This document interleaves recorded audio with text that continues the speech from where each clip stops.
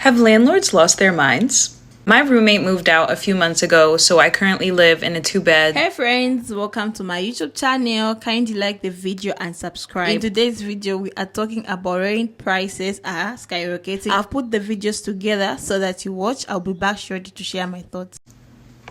Have landlords lost their minds? My roommate moved out a few months ago, so I currently live in a 2-bed, 2-bath by myself. And the price that I am paying for rent for a 2-bed, 2-bath with 2 parking spaces is the same amount of money I would be paying for a studio in Los Angeles, California. I feel like our whole perspective is warped because I hear people talking about, oh, I found a studio for $2,000, what a good deal. I just can't even process what is happening with rent costs in LA and also around the whole country. How is anybody affording rent? How? Yo, what in the actual fuck is going on out here in Cali, man? Last year, my rent was $925. I just opened up this letter, and it says your new rent amount is $2,300 starting on the 1st. No upgrades, no renovations. They didn't even add a fucking washer and a dryer. This is crazy, man. I mean, is everybody else dealing with this?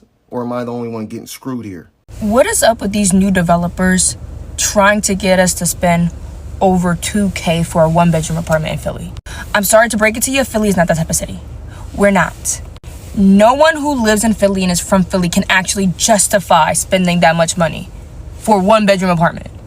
Like, $1,700, maybe you're okay. $1,800, you're pushing it. But could be possible. And I see the type of people that these apartment complexes are trying to market themselves to, and even they can't justify spending that much money living in Philadelphia. And the gag is, all of these apartments are vacant. They can't fill them. And they offer these incentives like, oh, first 2 months free, first month is free. It still doesn't help that I would have to spend $2,000 for an apartment. And no, you don't get what you paid for. You don't. Bring down the prices, and I promise you all those vacant spots will be filled. Yet you can own the house after the mortgage, but you can never own the apartment that you're renting. Shouldn't the apartment be a bit less if I can never own it?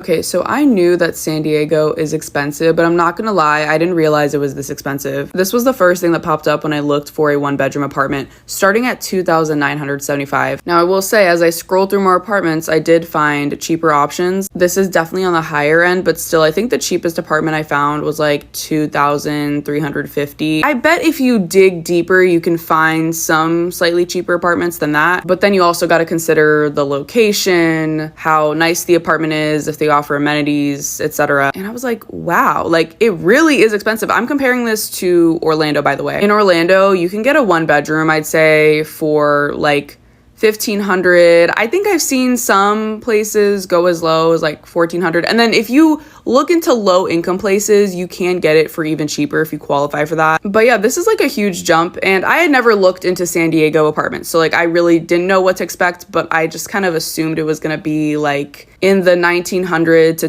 $2,200 range on average. I definitely underestimated it. And then I went to research jobs, okay? Now, my goal is to get into marketing, but the job market for that is really bad. So I was like, if I were to move somewhere else, I would probably first just find an RBT role, which is what I do right now. Tell me why they pay like about the same in San Diego as in Central Florida, but the rent is like 50% more expensive, if not more, depending on the place. I seriously do not know how people are still affording to live in San Diego. Like, if you're not rich, if you don't have some really high-paying job, it's insane. But yeah, clearly I do need to do more research. Like, I knew they were expensive, but just never realized to what extent. And then I also just assumed that the pay would be way higher over there, and then it's really not. And I bet it also depends on like what job you're in, but yeah, for RBT roles and even for like nannying and like babysitting gigs, it was about the same. Like maybe a little bit more, but still the difference wasn't that big. Any other renters out there, it's rough, right? I'm going to be paying more for a rental than I would for my mortgage 5 years ago for half the size of the house. And I can't find anything. They go as soon as you see them. It's kind of ridiculous. And I wonder how everyone's surviving right now. We are in the bad place. No hate, no shade to this poor lady who's trying to do her job. But I looked this up. Apparently this is in Boston. What do you mean y'all are paying $3,600 for a 1-bedroom apartment? New England prices are already hell on earth, but y'all, it's that rough over there in Boston? $3,600 for a 1-bedroom apartment? That is a mortgage price for a big house in the burbs where I'm from. Are you joking? Like, I kid you not. For that much money, you could literally have a pool in your backyard in the suburbs of Philadelphia. You could probably buy acres of land somewhere down south too. But it's getting out of hand because, you know, a lot of the time people have no choice but to live where they live. But $3,600 for an apartment. Losing their minds. I just saw a video from some girl talking about how her rent in New York City is getting raised over 10% for her lease renewal, and I thought I had it bad. My landlord so kindly offered an 8.9% increase, which is still absurd. Obviously, I try to negotiate as I do every year, and they so kindly decreased that 8.9% to 5.3%, which is still awful. And when New York City rent is already like thousands of dollars, every little bit of a percent is like hundreds at that point. Where are they even coming up with these numbers? Like, inflation isn't anywhere near that. And the average rental increase for this area, also nowhere near that. A lot of people can't afford to stay, but other people can't afford to leave. I definitely don't want to see people getting priced out of their homes, priced out of their neighborhoods. If you're already at the bottom threshold of rent in your area and they still raise it, what can you do? And guess how much my annual raise was at work? 0%. Love it here. Such a weird time in the world right now. I pay so much money for rent and I feel like I'm a prisoner to my apartment, but I live in New York and I want to go out and do things, but doing things costs money that I don't have because I'm paying for my rent. The thing is, everywhere is expensive. Like, the cost of living in New York is probably more just in terms of like eating out and stuff like that. If I were to move anywhere else, I'd have to pay for a car insurance, and gas. And apartments may be bigger, but not much bigger. Like, whatever, I could get a 1-bedroom, maybe a 2-bedroom for a bit cheaper.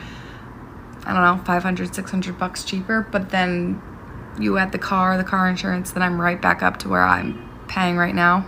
Anyways, I was really sad today because of all that. Just like, what are we doing? So yeah, I'm running a marathon and not drinking and trying to be animal-based. Yo, do y'all really think it's normal to be paying $2,500 a month plus for rent? Is that normal? Do you think it's normal to pay $300, $400, $500 on a car note? $100 on your phone bill? $150 on electricity? Like, that's not normal, yo. Do you know what you could do with that type of money in different places? The reason these prices are so high is because they know they can take advantage of us. It's that simple. And they know we're going to keep paying. I feel like we don't have the discipline to force these people's hand. Like, these prices are out of control. Like, it shouldn't be this expensive for literally basic necessities. Just because we are the richest country in the world and have the highest GDP doesn't mean we should be taken advantage of and squeezed for like every dime we got. That makes no sense to me. You know, things should cost what they cost. And a lot of that is, you know, the market, and you know, we determine the market. So I believe we got to do better, man. It's only going to get worse, you know, the more we put up with and accept, you know, them hiking up these prices, because these companies just want to make money. Like, that's all they in it for, you know. So they'd be like, oh, all right, if something costs $50 and they, you know, take it up to 60 and we still buying, they're like, all right, bet, let's take it up to 70. They'll take it up until we do something about it. And that's their strategy. Like, don't fall for it, man. Just pay the money for what things are really worth. And if you can't find a reasonable price, don't buy it. Don't buy it. If most people did that, the economy would be a ton better. I just woke up and I realized for the first time that I'm actually short on rent, which having lived out of home since 17, and I'm now 31, is a lot to process. I have never felt so defeated, but I feel like sometimes the hardest moments are what inspire the most growth, and this is a feeling that I never want to feel again in my life.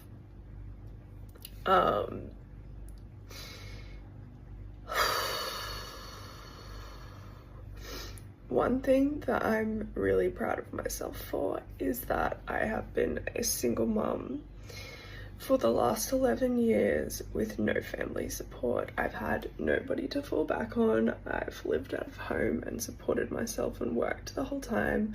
I don't have parents to call or live with. I don't have anyone who's got my back. It's always just been me and my son. So I'm really proud that it has been 11 years until I've gotten to this point. And I think we can all go and say, you know, the economy is shit and groceries have gone up and everything is just mental, but at the same time, I also feel like you can't just project what is happening in your problems. You also have to take some kind of responsibility and accountability. I know that this is just a really rough patch for me right now, and I know that I'm going to get through it. I think it was just a complete shock to my system to wake up and find out that this is my reality.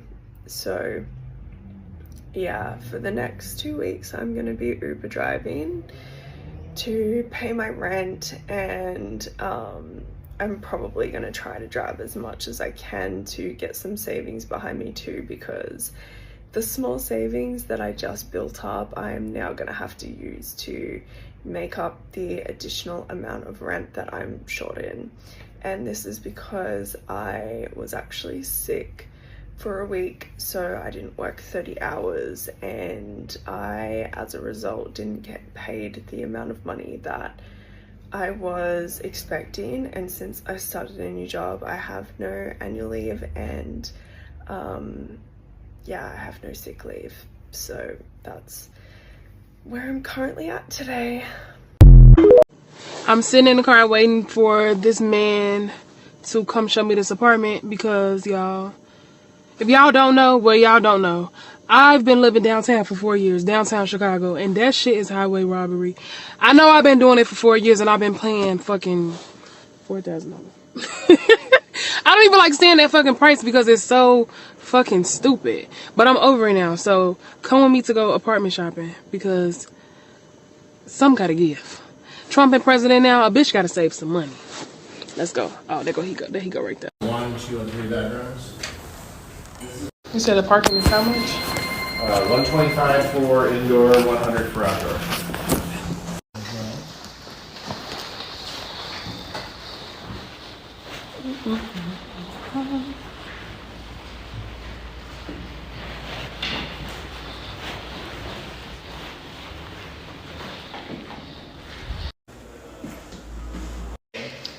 This is 2650. You want to cross the hall.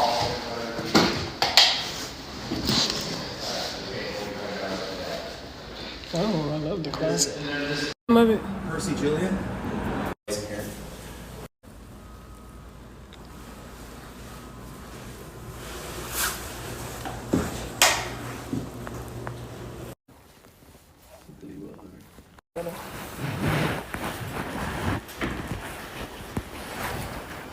Huge walk-in closet. What is that smell? Yeah, you know there was an issue with the gas, so there. Huge closet, huge. This bathroom is big as hell too. I think this one is my favorite. Yeah, but he told me this one is $29.50. And all the other ones that I seen was like $28.50, $27.50. Probably like $150 difference for each one. This one is my favorite because it's the best. but I don't know. Let's keep looking. Hey Rats, I'm a teacher and I can barely afford to pay rent with my salary. My salary bi-weekly is basically my rent minus $500. Guess how much my car is? $400. Guess how much insurance is? $100. Oh yeah, that's right. You do the math. I'm left with owing money at the end of the month. That's not even with groceries. Holy that's not even with groceries. I realize every single month I am transferring money out of savings into my checking and I am not. Just had the realization in the car that I'm actually gonna go into debt if I continue being a teacher. Like genuinely. Wow. Oh, I'm like literally having a crisis right now. I'm gonna have a panic attack right now. I can't do this. I literally cannot do this. Knowing every single month that most of my money is literally like I don't have money. Okay, I don't know how I'm gonna pay off my credit card this month. I don't know. All right, well, Rats, peace and blessings, and I hope you can afford your rent today and groceries and your car and insurance and life. Bye. Okay, so I have a question. How do you guys afford living in California? How do you afford living specifically in San Diego by yourselves? Like people that actually live by yourselves? Because like I came from Texas, of course, so I'm like shocked. You can understand my shock. I'm here for college and I have to live off campus next semester to share a room. And to share a room in San Diego, it's almost $1,000 with utilities and everything. And I'm like, what is going on? Like in Texas, I can literally rent a studio or a whole apartment for like $1,000 or something. Maybe not, maybe I'm wrong, but hello. Like, how do you guys afford living here by yourselves? Because I'm so confused. What do you do for work? Because like, as a college student, like I'm struggling here. I don't know what to do. Like, I really don't know what to do. Can someone explain to me why is it so hard to live? I don't want to pay rent. And houses are so expensive. I just saw a house that it was like 3-bedroom, 2-bath for $1 million. Who's got that kind of money? I need to, I don't know. So I just saw someone talking about how much rent has increased in the past few years. Let me tell you something absolutely ridiculous. So we have lived in the same apartment for 9 years now. When we moved in 9 years ago, our rent was $550 a month. Now, in 2024, after yearly increases every single year, we pay $1,200 a month. $1,200. And guess how many updates we've gotten in this apartment? Oh wait, none. Same carpets, same appliances, same cabinets, same everything. Now the new apartments, well, the up and coming renting ones, those get upgrades. Those get all new flooring, paint, cabinets, carpet, everything. But they won't do anything for us unless we move out. But oh, they would let us move into a renovated apartment, but we have to pay like $200 to do that, plus move all our stuff. Like, I don't understand. Make it make sense. My rent was $1,700 a month for a 1-bedroom. And then I got a notice that it was going up to $2,200. So I said, peace, see ya, I'm not doing this. And then I get a call that's like, oh, was that price the problem? Like, we can fix that. And I'm like, were you playing chicken with my rent? Why would you? Peace, done. Since when are houses in the suburbs $1.3 million? In what world is somebody my age ever going to be able to afford a house in the motherfucking suburbs for $1.3 million? My neighborhood specifically, the houses were built in like 1990. They were sold initially for $250,000, and one down the street just went up for $1.3 million, and the one across the street is charging like $4,200 for rent. And you all know that I always have something to say, so I trotted my little ass over there to go to the open house, and I was asking the realtor, like, oh, like, what's the plan? Like, who bought this? Was this the original owner? Was this a company? And she goes on to say that it was an LLC that came in and bought the house. They hired a designer and a contractor to completely redo it, take it down to its bare bones. And then I said, oh, are they in the interest of selling it to an actual person, or are they in the interest of just selling it to whoever, whether that be a company that's going to charge rent? And she was like, no, they're going to try to sell it to a person. I want to know, in the town that I live in, what jobs do people have that they can afford a $1.3 million 3-bedroom 2-bath tiny ass house? How is everybody doing with their rent in 2025? I know it's really, really bad out here right now. And unless you're locked and loaded and you had a financial plan and you've been strategic or had a partner that was, mine wasn't so much.